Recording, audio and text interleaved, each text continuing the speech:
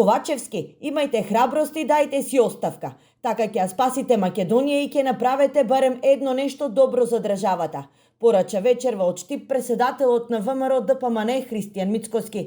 Ова не значи дека ќе биде бегство од одговорноста, напротив ќе одговараат за секој украден денар, потенцираше лидерот на опозицијата. Најгласен е муаветот во одредени политички кулуари дека Ковачевски, кој работи како помал бизнис партнер на ДУИ во владата, веќе еднаш си поднел писмена оставка до собранието. Повеќе кои се многу свесни дека со падот на власта доаѓа и одговорност, многу жестоко го убедувале во спротивното.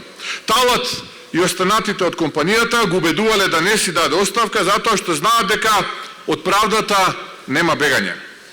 Значи имаме премиер кој утрото се буди, попладнето си дава оставка, а вечерта се премислува затоа што на човекот тоа место му е подарено и не му се одговара толку брзо, па се вика да се тргнам и да се спасам на време.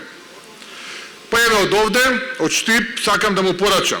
Ковачевски, не мачете се и престанете да ја тонете Македонија. Дајте си оставка. Во моментот луѓето од власта на државата гледаат како корпорација во која главен директор е ДУИ подизведувач СДСМ.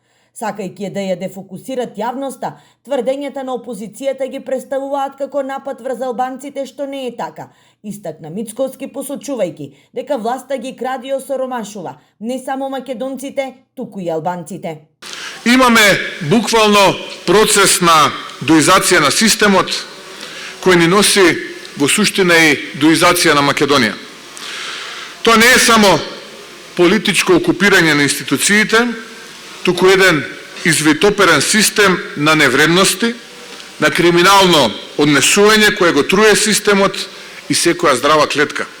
При тоа, храброста не им произлегува од тоа што се навистина такви, туку затоа што таа дуизација со подизведувачот СДСМ го зафати судството и обвинителството, кое пак им е гаранција дека нема да одговараат за криминалот кој што го прават.